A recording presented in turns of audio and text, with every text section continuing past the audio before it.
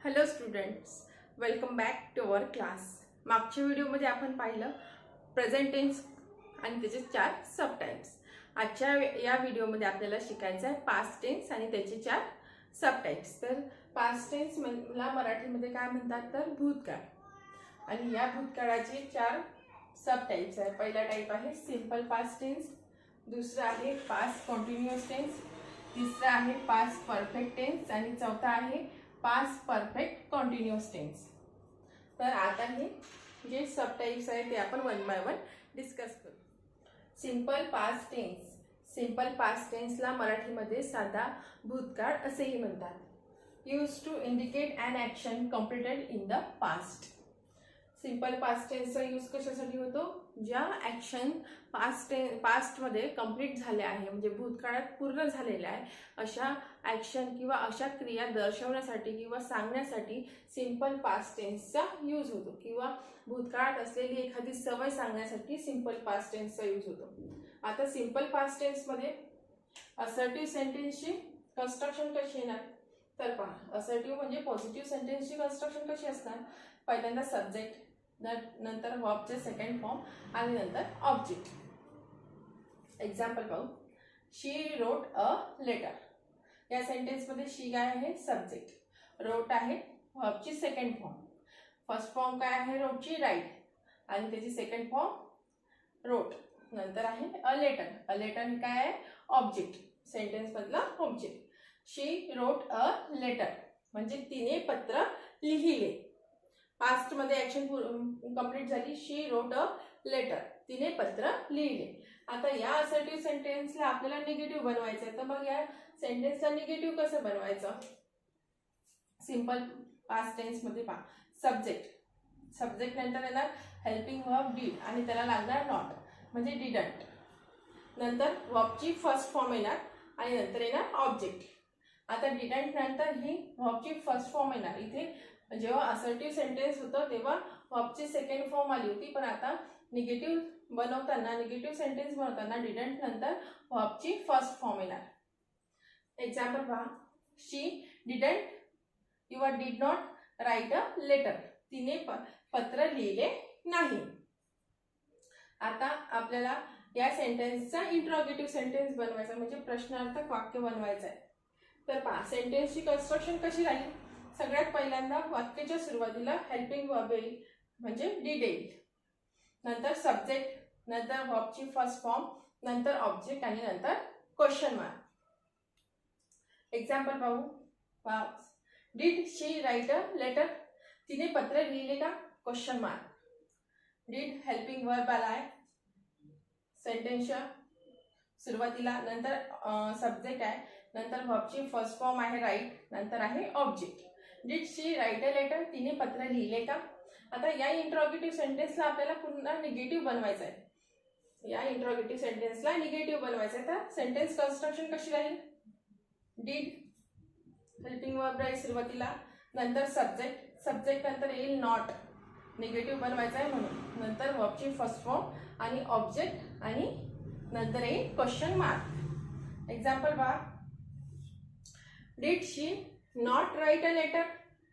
तिने पत्र नाही लिहिले का? तर पहा ही पास्ट टेन्स मध्ये आपण 4 सेंटेन्स कन्स्ट्रक्शन पाहिलं. सिंपल पास्ट मध्ये या 4 सेंटेन्स कन्स्ट्रक्शन आपण इथे डिस्कस केलेले आहे. आता आपण पाहू past continuous tense. Past continuous tense म्हणजे चालू भूतकाळ.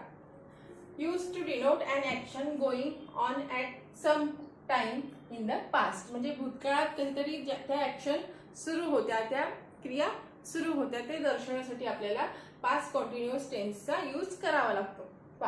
पास्ट कॉन्टिन्युअस टेन्स मध्ये असर्टिव्ह म्हणजे पॉझिटिव्ह सेंटेन्सची कन्स्ट्रक्शन कशी राहणार ते पाहू आपण. सब्जेक्ट येणार सुरुवातीला, नंतर वॉज वेअर. वॉज वेअर काय आहे तर हे आपले हेल्पिंग वर्ब आहे. जेव्हा आपला सब्जेक्ट सिंग्युलर राहणार तेव्हा वॉज येणार आणि जेव्हा सब्जेक्ट प्लुरल राहणार तेव्हा वेअर येणार. नंतर वर्बला लागणार आयएनजी, नंतर ऑब्जेक्ट. एक्झाम्पल पाहू. शी वॉज रायटिंग अ लेटर. ती पत्र लिहित होती. सब्जेक्ट आला शी, सब्जेक्ट सिंग्युलर होता म्हणून वॉज यूज केलाय, नंतर वर्बला ING लागलाय, नंतर ऑब्जेक्ट. ती पत्र लिहित होती. हे झालं आपलं पॉझिटिव्ह म्हणजे असर्टिव्ह सेंटेन्स. आता या सेंटेन्सला आपल्याला निगेटिव्ह बनवायचं आहे. तर मग कसं होणार?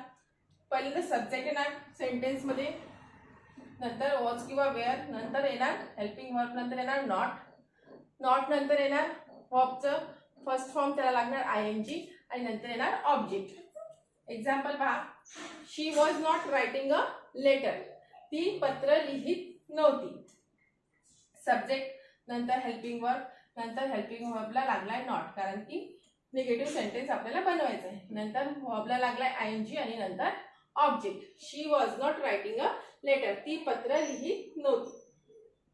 नंतर या सेंटेन्सला आपल्याला इंट्रोगेटिव्ह सेंटेन्स बनवायचा आहे, प्रश्नार्थक सेंटेन्स बनवायचा आहे. पहा, नंतर म्हणजे सुरुवातीला काय येणार? सेंटेन्सच्या हेल्पिंग वर्ब येणार, नंतर सब्जेक्ट, नंतर वर्बची फर्स्ट फॉर्म त्याला लागणार ING, ऑब्जेक्ट आणि नंतर लास्ट मध्ये question mark. Was she writing a letter. ती पत्र लिहित होती का? वाक्याच्या सुरुवातीला आला आहे हेल्पिंग वर्ब, नंतर सब्जेक्ट, नंतर वर्बला लागलाय ING आणि नंतर ऑब्जेक्ट. नंतर या सेंटेन्सला, या इंट्रोगेटिव्ह सेंटेन्सला आपल्याला निगेटिव्ह बनवायचं आहे. तेव्हा सेंटेन्सची कन्स्ट्रक्शन कशी होणार? पहिल्यांदा सुरुवातीला येणार हेल्पिंग वर्ब नंतर येणार सब्जेक्ट, सब्जेक्टला लागणार सब्जेक्ट, नंतर येणार नॉट आणि नॉट नंतर येणार वर्बचा फर्स्ट फॉर्म त्याला लागणार ING, नंतर येणार ऑब्जेक्ट आणि नंतर question mark. Was she not writing a letter. ती पत्र लिहित नव्हती का? पहिल्यांदा सेंटेन्सच्या सुरुवातीला आला आहे हेल्पिंग वर्ब, नंतर सब्जेक्ट नंतर नॉट नंतर आला आहे वर्बला लागलेला आहे ING आणि नंतर ऑब्जेक्ट आणि क्वेश्चन मार्क. ती पत्र लिहित नव्हती का? तर या 4 सेंटेन्सच्या कन्स्ट्रक्शन आपण पाहिल्या आहे पास्ट कॉन्टिन्युअस टेन्स मध्ये. आता आपण नेक्स्ट टाईप डिस्कस करू. आता आपण शिकणार आहोत past perfect tense. Past perfect टेन्सला मराठीमध्ये पूर्ण भूतकाळ असेही म्हणतात.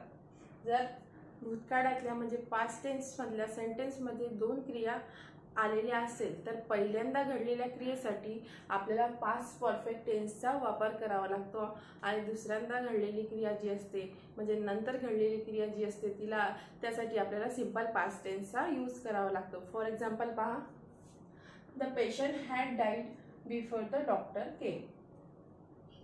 डॉक्टरच्या येण्यापूर्वी पेशंट मेलेला होता. द पेशंट हॅड डाईड ही जी क्रिया आहे ती पहिल्यांदा घडलेली आहे, म्हणून या क्रियेसाठी आपल्याला पास्ट परफेक्ट टेन्स वापरावा लागला आणि नंतरच्या क्रियेसाठी आपण सिंपल पास्ट टेन्सचा यूज केलेला आहे.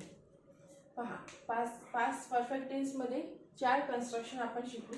पहिल्यांदा असर्टिव्ह सेंटेन्स म्हणजे पॉझिटिव्ह सेंटेन्सची कन्स्ट्रक्शन पास्ट परफेक्ट टेन्स मध्ये कशी राहणार? पहिल्यांदा सब्जेक्ट, नंतर हॅड हे helping verb past perfect tense मध्ये येणार, नंतर हॅड नंतर वर्बची थर्ड फॉर्म आणि नंतर ऑब्जेक्ट.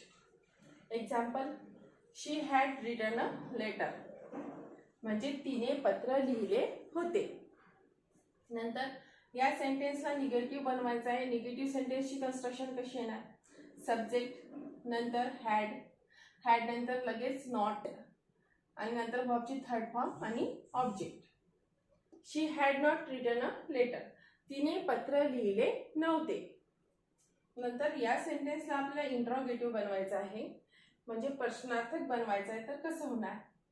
वाक्याच्या सुरुवातीला सेंटेन्सच्या सुरुवातीला आपल्याला हॅड वापरावं लागेल म्हणजे हेल्पिंग वर्ब जे आहे ते वाक्याच्या सुरुवातीला येणार, नंतर सब्जेक्ट, नंतर वर्बची थर्ड फॉर्म, नंतर ऑब्जेक्ट आणि क्वेश्चन मार्क.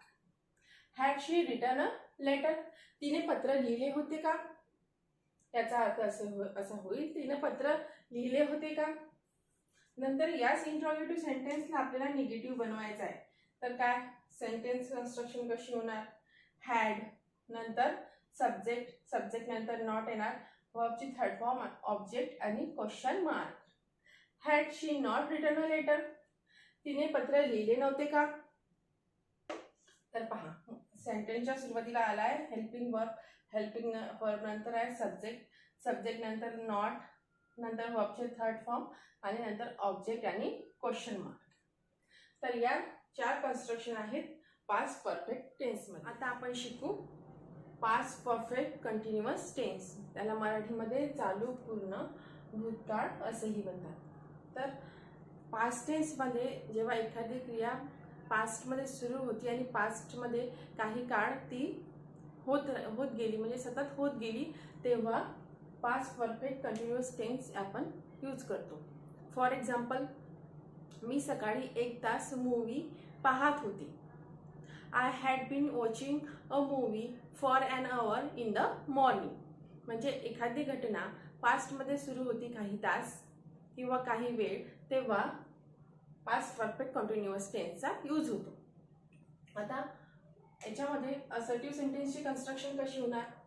पहिल्यांदा सब्जेक्ट, नंतर हॅड बीन हे हेल्पिंग वर्ब या टेन्समध्ये येतं, नंतर वर्बला ING लागतं आणि लास्टमध्ये ऑब्जेक्ट आणि full stop. She had been writing a letter.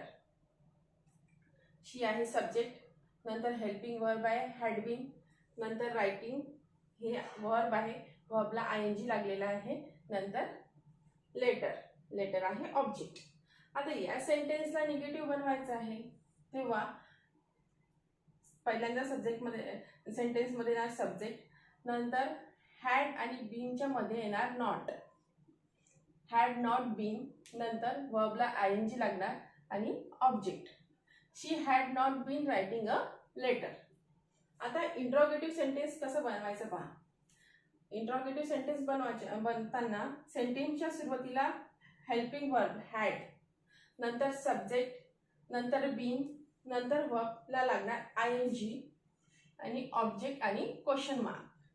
Had she been writing a letter, नंतर क्वेश्चन मार्क. आता या सेंटेन्सला पुन्हा निगेटिव्ह बनवायचा आहे. इंट्रोगेटिव्ह निगेटिव्ह सेंटेन्स आपल्याला बनवायचा आहे, तेव्हा हॅड, नंतर सब्जेक्ट, नंतर नॉट, नंतर बीन, नंतर वर्बला ING लागेल, नंतर ऑब्जेक्ट येईल आणि question mark. Had she not been writing a letter. Had आलाय आपला हेल्पिंग वर्ब, नंतर सब्जेक्ट, नंतर नॉट, नंतर बीन, वर्बला आपल्या ING लागलाय, नंतर ऑब्जेक्ट आणि क्वेश्चन मार्क. तर या 4 कन्स्ट्रक्शन आहे पास्ट परफेक्ट टेन्समध्ये आपण अशा प्रकारे करू शकतो. तर या व्हिडिओमध्ये आपण पास्ट टेन्सचे 4 टाइप्स पाहिले आणि simple past tense, past continuous tense, past perfect tense आणि पास्ट परफेक्ट कंटिन्युअस टेन्स. तर पुढच्या व्हिडिओमध्ये आपण फ्युचर टेन्स डिस्कस करू. आजचा व्हिडिओ आवडला असेल तर नक्की लाईक करा, कमेंट करा. चॅनलवर नवीन असाल तर सबस्क्राईब करायला विसरू नका. भेटूया पुढच्या व्हिडिओमध्ये. तोपर्यंत टेक केअर, बाय बाय.